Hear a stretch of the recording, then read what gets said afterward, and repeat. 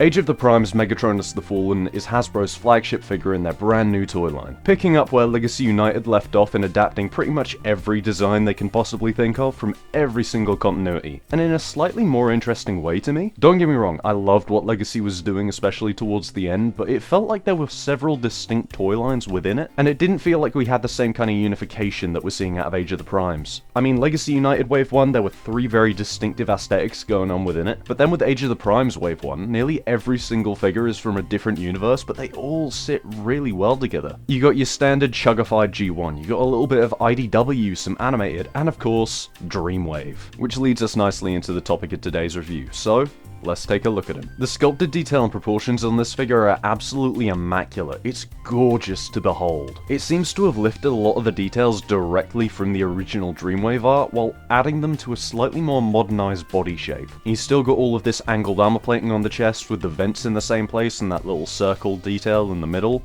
but it's on a much rounder and smoother panel. I love the way that this aesthetic is working, and all of the detail is just really crisp. It doesn't really feel like there's any surfaces on this figure that don't have some kind of great feature. The feet with their little toe splits, the shins with their really cool knee vents, the thighs with the spikes on the sides, the crotch and torso really just speak for themselves, the shoulders have that awesome vented detail and a little bit of asymmetry on top, the forearms have those cool ass gauntlets, and then the head is just utter perfection. I really have no complaints about the sculpt of the robot mode. It is a kind of simple design proportionately, but all of the details and the vents and stuff, they just really make it stand out. There really aren't many designs in the franchise quite like this one, and I'm so glad they picked the Dreamwave design to pull from. Although I must admit the colours are a little simplistic. I do like the overall colour scheme, the black, the brownish grey, that really dry purple. Really helps to give him that kind of worn, old look, like he's just dragged himself out the bottom of a coal mine. But the flat yellow on all of the vented detail is a little bit distractingly plain,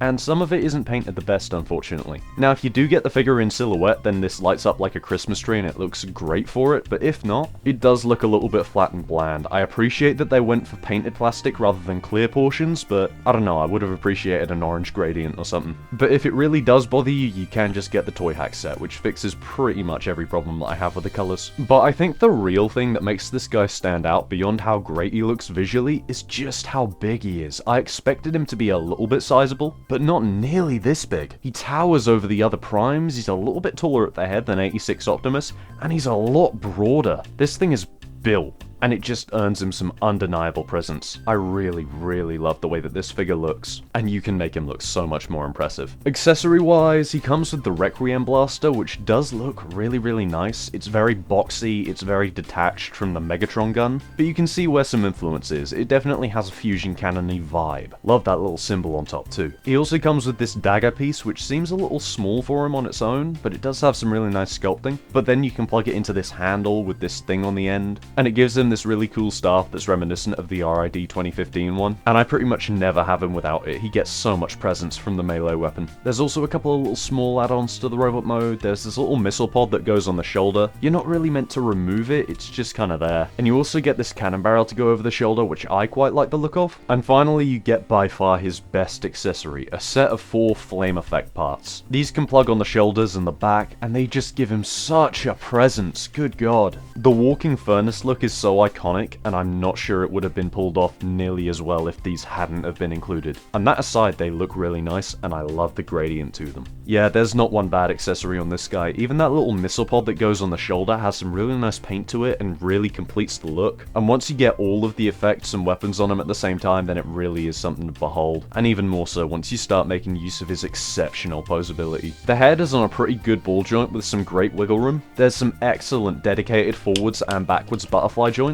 The shoulders can go out pretty standardly and all the way around. There's bicep swivels, pretty deep elbows, ball joints at the wrists. The hands can open. There's a waist swivel. Once you move the hip skirts out of the way, the hips can move out pretty standardly and forward and back really far. There's thigh swivels, above the knee swivels, pretty deep knee bends, the feet can move up and down, and there's some solid pivots. The posing on this figure is incredible. All the little things he has, like the off-centered hip joints that allow for a little bit more of a swing forward, the wiggle room at the wrists that let you use the staff a little bit better, those insane butterfly joints. This guy is just incredibly expressive and dynamic, and I love posing it. But there is one massive issue. My copy is suffering a lot in the build quality department. The head, the forward movement at the shoulders, and the hips were all exceptionally loose out of the box, and it made this guy kinda difficult to handle. He couldn't raise his arms properly. If you had the cannon on, they would just droop back down. Getting him to stand in poses was difficult because of the hips, and the loose joints really amplified how hollow some parts of him feel, like the insides of the arms. But I'm glad to say once I gave him a round of some kikis, he is much better now. Very solid. I don't know quite how widespread these build quality issues are, but I know that Kian's copy is affected, so it's not just me. But honestly, that aside, I have few to no complaints about the robot mode. The paint isn't quite how I hoped it would be, but everything else is just sheer perfection in my books. And thankfully,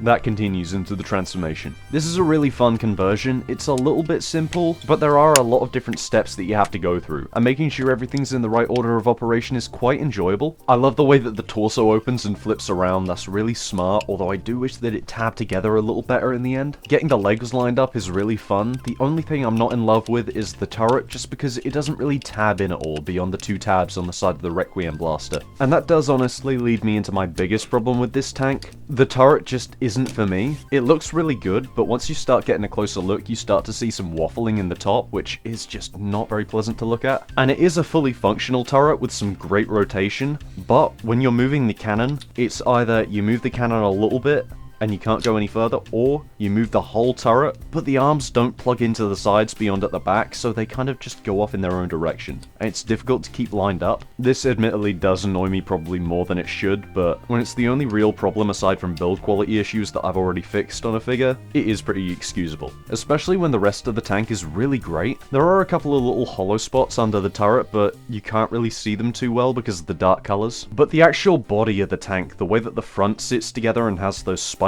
on the sides, the way that the legs flatten out without too much issue. There's a lot of DNA of Siege Megatron's tank mode in here, but it's just perfected so much more, and I'm a big fan of how it's turned out. You can even cover the tank mode in flames too and get some pretty good weapon storage on the side. And overall, yeah, this figure is absolutely fantastic. There are some issues that you definitely need to be aware of. That tank mode isn't going to annoy everyone, but it does irritate me, so I'm sure it'll get on someone else's nerves. And those build quality issues on mine, yeah, I'm pretty sure they're not universal, but I know they're not exclusive to my copy, so that's something else to worry about. I know that there were a lot of people that are theorizing that this will be made into 86 Megatron, but honestly, I kinda hope not. I think it all stems from that cannon barrel on the back. Yes, that is a very Megatron-y feature, but if you look at some of the art, he does have something similar. I just don't really think that the proportions of this guy line up too well with Megatron's design. I could be wrong, this may well be an 86 Megatron pre-tool, but as it is, this is an excellent standalone figure, and one that I would absolutely recommend. And if you agree that this thing's great, then please leave a like. If your copy has some of the same build quality issues as mine, or is a lot better, then please leave it down in the comments below. It would be nice to know how widespread that issue is. And be sure to subscribe to catch the next one. We're keeping going with the primes, at least until Primer gets here.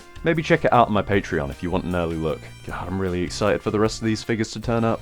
At least eventually. This has got to be one of the weirdest times for distribution I've ever seen. The second Primer and Red Alert show up in the UK, I'm grabbing them. This wave has been way too good to miss anything. Anyway, I'm waffling. I'll let you go. Ciao.